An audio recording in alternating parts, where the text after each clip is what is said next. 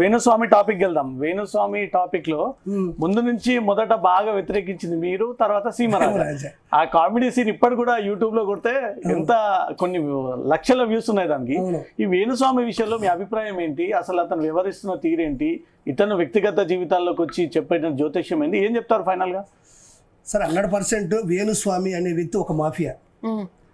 100%. నేను ఒక మాట చెప్పిన తర్వాత మళ్ళీ వెనక్కి తీసుకోను. మాఫియానే అంటారు అని గట్టిగా దమ్ముంటే టీబీటీ పిలిపించండి, నేను సిద్ధంగా ఉన్నా. 24 గంటలు నా నెంబర్ మీ దగ్గర ఉంది. వేణుస్వామిని మీరు డిప్యూటీకి తీసుకోరండి, నేను కోరుకుంటాను. నాకేం భయం లేదు. నేను అడిగే ప్రతిదానికి క్వశ్చన్ చెప్తాను. ఆయన సెలబ్రిటీలనే ఎందుకు టార్గెట్ చేస్తున్నాడు అంటారు? సెలబ్రిటీలే అని మీరు ఎందుకు అన్నారు? సెలబ్రిటీలు ఎందుకు టార్గెట్ చేస్తున్నారు? సెలబ్రిటీలు అంటే అంత ఈజీగా సెలబ్రిటీలు అయిపోతారా? ఓ 10 మంది ఫోటో దిగాలన్నా, ఒక 10 మంది 10 సినిమాలు చేయాలన్నా, 10 మందిలో గుర్తింపు ఉండాలన్నా, అది చిన్న చిత్తగా జీవితం అనిపిస్తే కానీ ఎవరుగా. ఇప్పుడు ఆధార్ కార్డు తీసుకున్నది ఈజీ కాదు కదా, ఈ ఐడెంటిటీ కార్డు, ఒక సెలబ్రిటీ ఐడెంటిటీ కార్డు తీసుకోవడం. సో నేనేమంటానంటే అతను చేసేది 100%. మీరు నాకు తెలిసి అమరావతి సినిమా చూసారా? చూసారు కదా. అనసూయలో ఏముంటది?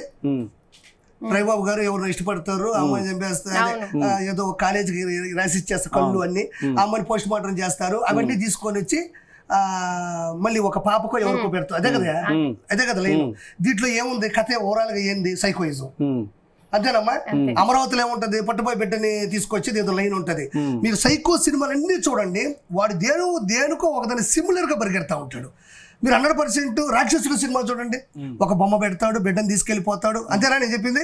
ఆ చిన్నప్పుడు ఏదో వాడిని చూసి ఏదో కిండల్ చేశారని చెప్పేసి, అంటే సైకో చేసేదంతా కూడా హై రేంజ్ వాళ్ళ మీద, అంటే హై రేంజ్ వాళ్ళ మీద వాళ్ళ ఎఫెక్ట్ ఎక్కువ చూపిస్తారు.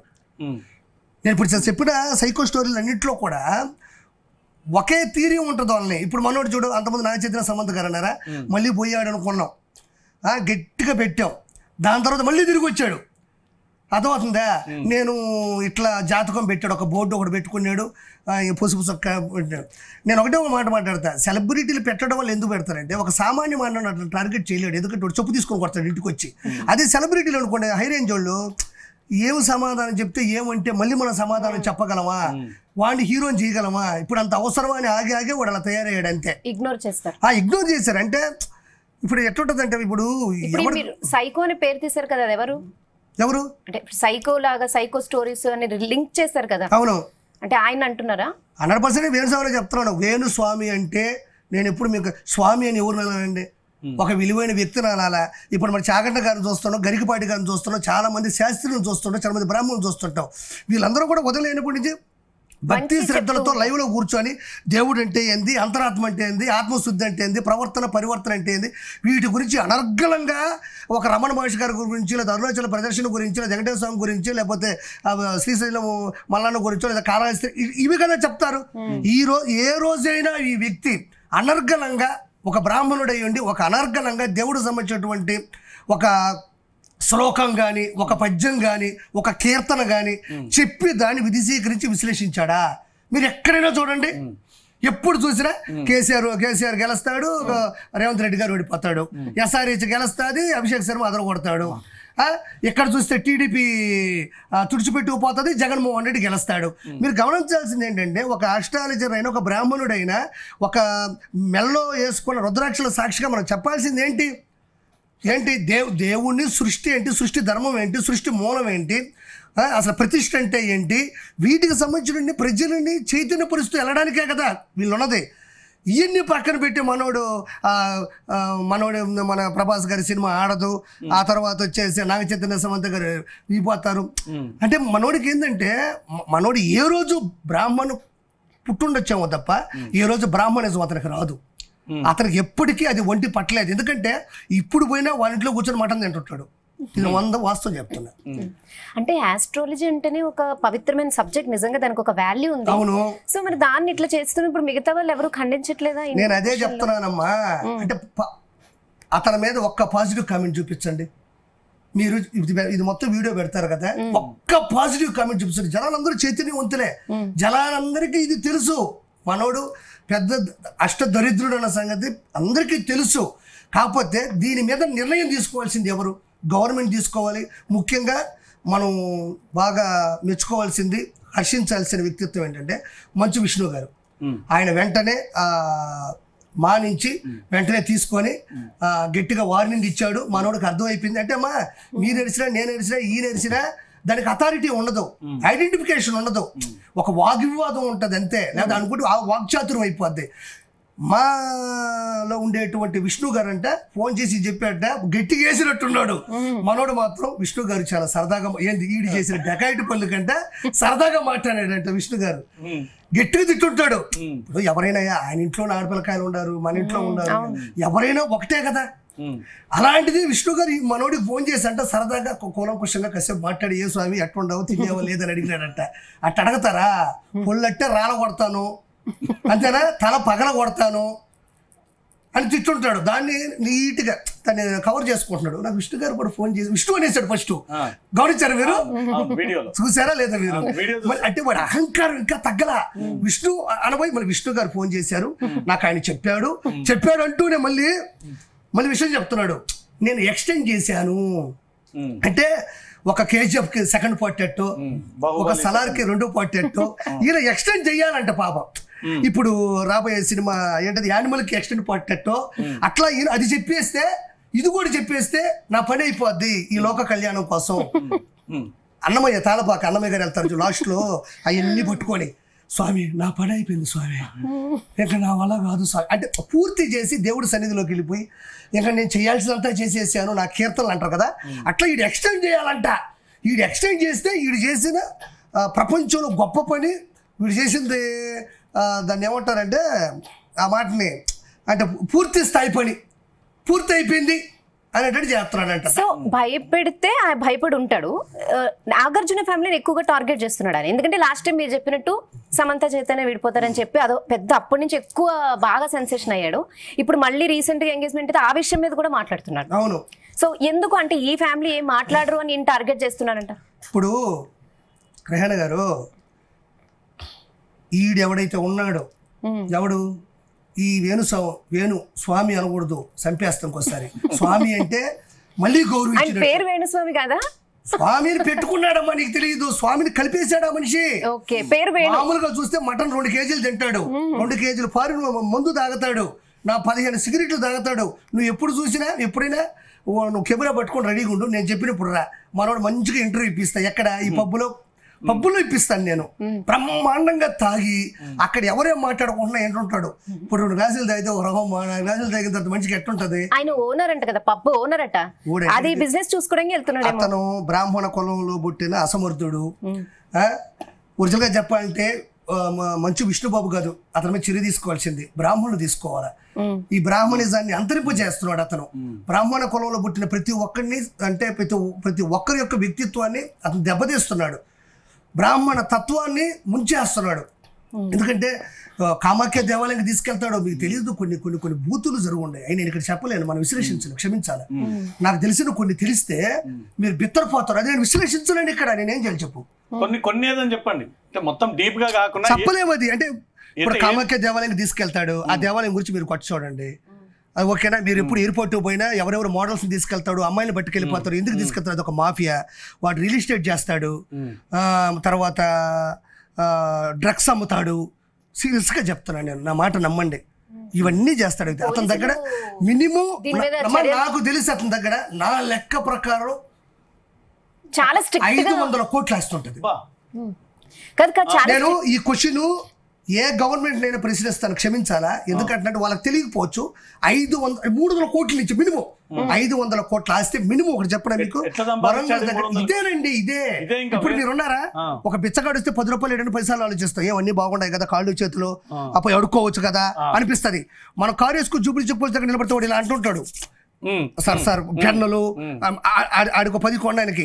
మనిషి వీక్నెస్ ఏంటంటే బాడీలో నువ్వు ఎందుకు ఓడిపోతున్నావు తెలుసా అనగానే ఎందుకు స్వామి అంటే నువ్వు ఒక యాగం చేసుకోలేకపోవడం వల్ల అనగానే అమ్మో నిజమే కదా ఇది యాగం చేయలేప్పుడు ఏం చేయాలి సార్ అంటే పోదాం బా అని టికెట్లు వేయించుకొని మళ్ళీ దానికి ఏం చెప్తారు తెలుసా, నువ్వు 3 గ్లాసులు తాగు, నేను 3 గ్లాసులు తాగుతా, 2 కేజీల మటను లేత మటను వండించుకొని ఆడబెట్టి 4 సిగరెట్లు తాగుతూ. అంటే తన యాగం కానీ యజ్ఞం కానీ పప్పుతో కూడింది అయి ఉంటుంది. ఆ యజ్ఞంలో కూడా ఈ ఫిష్ ఉంటది, మటన్ ఉంటది, బీర్ బాటిల్. సార్ మనం చెప్పలేము సార్, అవి ఒక్కసారి సిక్కి చొమ్మటలు కూడా పెట్టిస్తాడు అతను. బ్రహ్మాండంగా తాగి హైలైట్ ఏం తెలుసా, నాకు ఈ మధ్య తెలిసింది. ముందు 2 గ్లాసులు పోస్తాడు వాడికి. 2 గ్లాసులు తాగిన తర్వాత ఎవరైనా ఏం చేస్తారమ్మా, వాడు బర్స్ట్ అయిపోతారు కదా, వాడు అన్నీ చెప్పిన తర్వాత ఆ తర్వాత వాడి గురించి వాడికి చెప్తాడట. ఓకే, అర్థమైంది నేను చెప్పింది మీకు.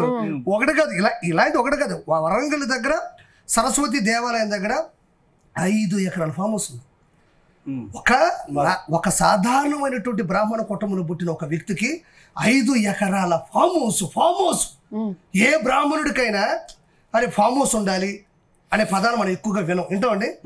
వింటాం మనం. చాలా తక్కువ. వాళ్ళు ఎలా ఉన్నా సౌమ్యంగా ఉంటారు, వివాద రహితంగా ఉంటారు. వాళ్ళ పద్ధతులన్నీ చాలా చాలా నెమ్మదత్వంగా ఉంటాయి. అవునా కదా? ఇలానే కదా ఉంటాయి. మనోడు కట్ట కాదు, ఒక డాన్లకి ఒక రౌడీలకి ఎట్లా ఉంటాయో అలా అలా సమాజం కావాలి మనోడికి.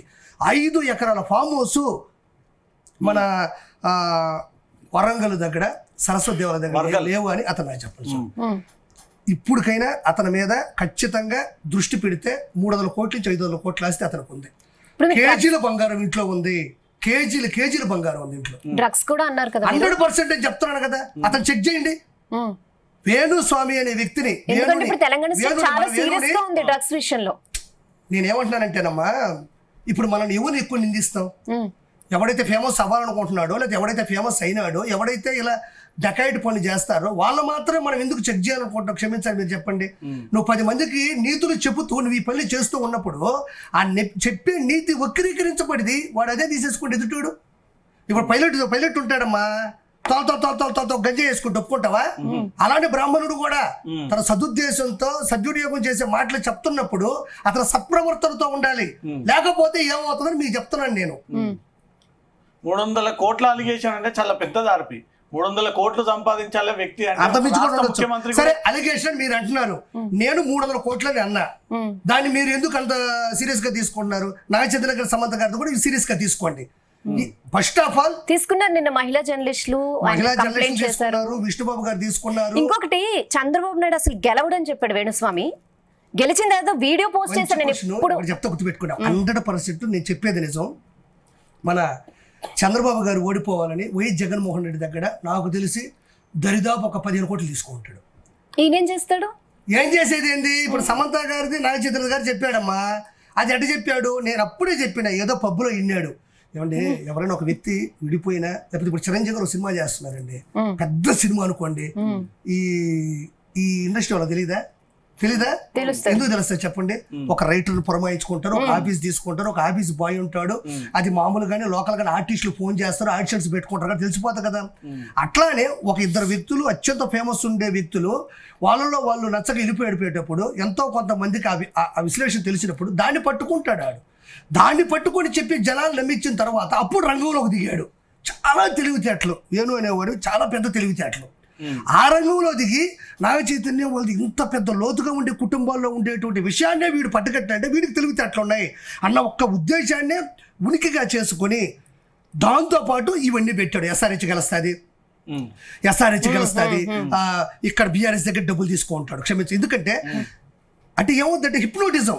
ఆ వేణుస్వామి చెప్పాడు అంటే ఇప్పుడు బీఆర్ఎస్ గెలుస్తానంటే బీఆర్ఎస్ గెలుస్తుంది, పెట్టండి రా అంటే కొంతమంది అటు ఇటు ఓట్లు వేయాలనుకుంటుంటారు కదమ్మా, వీళ్ళు గెలవరేమో, మళ్ళీ బీఆర్ఎస్ అనా, అది యేసు కూడా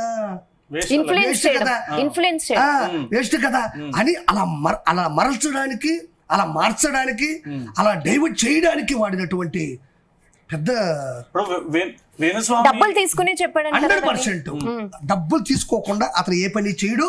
ఇంకోటి, జగన్మోహన్ రెడ్డి నాకు తెలిసి 25 కోట్ల వరకు బ్లాక్ మనీ ఇచ్చాడు. అందుకే చంద్రబాబు నాయుడు ఓడిపోతారని చెప్పారు. అంటే దేవుడి దేవుళ్ళ గెలిచేసినాము, సంతోషం, అది ఆ వెంకటేశ్వరం చూసుకున్నాడు, అయిపోయింది. మనోడు ఏంటంటే మేకప్. అంటే నేను ఇలా చెప్తాను సార్, నేను ఇలా చెప్పానంటే ఆ ఓట్లు అందరూ కూడా డైవర్ట్ అయిపోతారు. వాళ్ళ ఆలోచన ఎట్టుంటుంది అంటే, ఓహో ఇలా చెప్పాడంటే, వేణుస్వామి చెప్పాడంటే అది కరెక్టు, అది నిజము, కాబట్టి మనం ఇటేసేద్దాం అని భ్రమింపజేద్దాం, హిప్నోటిజం చేద్దాం అనుకున్నారు. వేణుస్వామి దగ్గరికి సాధారణ వ్యక్తులు ఎవరు పోయి కలిసి ఈ జ్యోతిష్యం చెప్పుకున్నటువంటి సందర్భాలు లేవు. అందరు కూడా హైఫై. ఆయన ప్రొఫైల్ చూస్తే మొత్తం top most Hollywood, Bollywood, Tollywood హీరోయిన్లు మాత్రమే ఉంటారు. ఎందుకు అంతగానం వేణుస్వామిని నమ్మి అతని దగ్గరికి వెళ్ళి జ్యోతిష్యం చెప్పించుకుంటారు? చిన్న మాట అండి, పిఎం గారితో ఫోటో పెట్టాడు చూసారు మీరు? అవును. ఎప్పుడు దిగాడు పిఎం గారితో ఫోటో? అది ఆల్రెడీ ఎవరో తీసుకున్న ఫోటోని జస్ట్ ఇలా కట్ చేసి పెట్టాడు అంతే. ఇది ఇది ఇది నేను చెప్పిన తర్వాత మీరు ఏమంటారు? ఇంకా అన్ని మార్ఫింగ్ అతను. అంటే ఈ హీరోయిన్స్ ఇవన్నీ కొంతమంది ఉంటారు, తెలియని వాళ్ళు ఉండొచ్చు. అదే చెప్పారు కదా, ఎక్కడో ఎప్పుడు ఇతను గురించి తెలియని వాళ్ళనే టార్గెట్ చేసుకుని గబక్కన పట్టేసుకుంటాడు. నాలాంటి తగిలాడు అనుకో, ఆడాడు దాక్కుంటాడు, అట్ట పోతాడు అంతే. అతను 100% నాకు నచ్చంది. ఎందుకంటే అతను ఫస్ట్ ఆఫ్ ఆల్ అతను చేసింది అంటే 100% టీడీపీని సర్వనాశనం చేద్దామని జగన్మోహన్ రెడ్డి దగ్గర డబ్బులు తీసుకున్నాడు. వీడు ఆటలు అక్కడ ఆడ. ఒక వీడియో పెట్టాడు ఆయన ఆల్రెడీ, నేను ఇంకెప్పుడు జాతకం చెప్పను అని. కొన్ని రోజులు సైలెంట్ అయిపోయాడు, మళ్ళీ స్టార్ట్ చేశాడు. ఎందుకంటారు? కుక్క తోక వంకర అంటే ఎవరో గంజాయి తాగుంటాడు, నీ అంతటోళ్ళు లేడని ఉంటారు. కనీసం ఇంట్లో ఉండే ఆడవాళ్ళైనా చెప్పాలి కదా, ఏమండి మనకి ఒక కూతురు ఉంది, నేను ఒక వైపున ఆడ మనిషిని, మనం కూడా విడిపోతాం లేదన్నది ఒకటి కూడా మనం జడ్జ్ చేయడానికి మనం ఎవరిని జడ్జ్ చేయకూడదు. ఎప్పుడు గుర్తుపెట్టుకోండి, ఈ ప్రపంచంలో అందరూ ఎదగాలనుకుంటారు. అదేది ఏ ఆస్ట్రాలజర్ చెప్తేను, ఆస్ట్రేలియాకు పోతేను, ఏ అమెరికాలో స్థిరపడితేను గెలుపు కాదండి. ఒక వ్యక్తిని నిర్ణయించే అంటే ఒక వ్యక్తిని అంటే ఎట్లా అంటే ఇతను విద్య ఏంటంటే అలా చెప్పేసామనుకో, అలా ఒక మాట అనేసామనుకోండి, ఎవరికైనా ఒక గిల్టీ ఉంటుంది. మనం ఈ రోడ్డు మీద పోతున్నామ్మా, ఏదో ఒక రోజు స్కిడ్ అయి పడిపోయాం 30 సంవత్సరాల దాకా ఉంటుంది ఎఫెక్ట్. ఆడిపోయినంత సేపు ఇక్కడ నేను ఎందుకు పడ్డాను, అసలు ఎందుకు వచ్చాను నేను, అది టార్గెట్ చేసుకుంటాడు. ఒక రోడ్డు మీద పోతున్నప్పుడు సడన్ గా వర్షం వచ్చో లేదా కుక్క వచ్చో ఏదో పడ్డాం కదా, అందులో మనం ఫ్రంట్ బ్రేక్ వేసామా లేదంటే మనం తాగున్నామా, ఇవి కాదు లాజిక్. ఆ రోడ్డు దగ్గర ఏదో దెయ్యమో గాలి ఉంది, ఇలా తీసుకుంటాం కదా. అలాంటి దాన్ని మనుషుల మీద ఎఫెక్ట్ చూపిస్తారు. అది చాలా పెద్ద తప్పు. ఒకరు లోతైన జీవితంలోకి వెళ్ళి ఇప్పుడు ఎట్టండి, ఇప్పుడు ఫర్ ఎగ్జాంపుల్ ఎవరు మొన్న ఎన్ని సీట్లు వచ్చాయి కూటమికి? ఎన్ని సీట్లు వచ్చాయి? 164 164 కూటమికి వచ్చాయి, 11 వచ్చాయి. ఇవి నిర్ధారితమైనటువంటి అంటే నిర్ధారించబడినటువంటి లెక్కలు. అవి చెప్పొచ్చు. మన భారతదేశానికి రాజధాని ఏంటి అంటే ఢిల్లీ అని చెప్పొచ్చు, తెలంగాణకి హైదరాబాద్, దానికి అమరావతి చెప్పొచ్చు, చెన్నై తమిళనాడు, ఇవన్నీ చెప్పొచ్చు. ఎందుకంటే ఆర్గనైజ్డ్ గా పూర్తిగా చెప్పగలిగినట్టు అవి చెప్పొచ్చు. కానీ మనుషుల మధ్యన ప్రేమించుకొని ముందుకెళ్ళినటువంటి వాళ్ళ మీద ఇలాంటి ప్రభావితమైనటువంటి మాటలు కానీ ఊహాగానాలు కానీ 100% చేయకూడదు. ఇది చట్టపరంగా కానీ అంటే ఎదుటోని విరక్తి పొందించడం అవుతుంది. ఇది ఇప్పుడు మీరు లైవ్ మాట్లాడుతుంటే కింద ఒక అతను కామెంట్ పెట్టాడు, ఇది ఖచ్చితంగా ఆర్పీని అడగండి అని. వేణుస్వామి వాళ్ళ వైఫ్ తో డివోర్స్ అవుతుంది, ఇది పెద్ద ఆస్ట్రాలజర్ చెప్పాడు, వేణుస్వామి దీనిపైన ఏం స్పందిస్తారు చెప్పండి అని చెప్పి కింద కామెంట్ పెట్టాడు. మీరు మీ భార్య కూడా త్వరలో విడిపోతా ఉన్నారు, నాకు ఒక పెద్ద ఆస్ట్రాలజర్ చెప్పాడు అంటూ కూడా కింద కామెంట్ పెట్టాడు. ఇప్పుడు దీనిపైన ఏమంటారు మీరు? మీరు చెప్పింది మంచి మాట, కానీ వాళ్ళు ఏమి విడిపోరు, మీరే టెన్షన్ పడద్దు. వాళ్ళిద్దరు తెలిసే చేస్తారు ఏ పని అయినా. భార్య కూడా తెలుసు 100%. ఇప్పుడు నేను ఉన్నానండి, ఇక్కడ ఒక మాట మాట్లాడేసి వెళ్ళిపోయాను, ఇంటికి వెళ్ళి నేను మళ్ళీ పక్క రోజు అదే మాట మాట్లాడంటే నా భార్య ఒప్పుకున్నట్టేగా. భార్య భర్తలు ఇద్దరు కలిసే వాళ్ళిద్దరు కలిసే చేస్తున్నారు, అందులో నో డౌట్. అది నిన్న కూడా ఆవిడేదో వీడియో పెట్టి మా ఆయన పట్టుకుని అట్లా అంటున్నారు ఇట్లా అంటున్నారు, అసలు మీడియా అంటే ఎలా ఉండాలో తెలుసా, మీడియా ఇట్లా కాదు అనింది. కానీ మా ఆయన చేసిన తప్పు అది ఎప్పటికీ క్షమించరానిదేను, లేకపోతే మమ్మల్ని క్షమించడం ఒక మాట అనిందా అంటున్నాను నేను. ఈ రోజు క్వశ్చన్ చేస్తాను, తన భర్తను వెనకేసుకొని వస్తుంది కానీ అంటే ఇద్దరు కలిసే చేస్తున్నారు. దొందే. ఇప్పుడు ఎదుటోళ్ళు కుటుంబంలోకి వెళ్ళిపోయి తొంగి చూసి మాట్లాడే మాటల్ని దానివల్ల జరగవు. ఇప్పుడు సమంత గారు వాళ్ళు విడిపోయారన్నా, లేకపోతే రేపు ఇంకోటి విడిపోయారన్నా, లేకపోతే ఇంకోటి సీఎం అవుతారన్నా, అది వాళ్ళు విరక్తి పొందిన మనసులో లేకపోతే విచిత్రమైన ఆలోచనల నుంచి పుట్టాలి తప్ప, ఈడొచ్చేసి కావాలనే టార్గెట్ చేస్తే నాగార్జున గారు వచ్చి మాట్లాడితే ఇంకా బాగుంటుందని కోరుకుంటాడు. వాళ్ళు రారు, మనోడది కోరుకుంటాడు అంటున్నాను. మీకు అర్థం నేను చెప్పిందా? అది